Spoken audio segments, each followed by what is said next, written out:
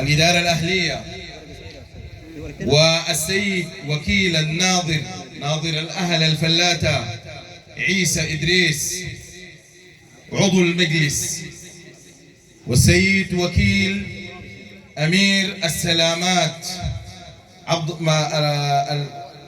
عبد الرحمن محمد عيسى، والسيد وكيل يعقوب إسماعيل، والسادة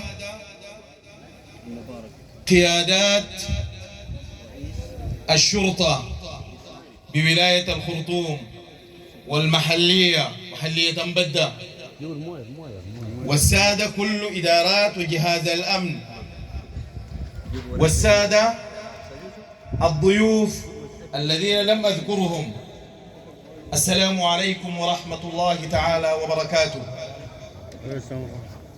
أهلا بكم.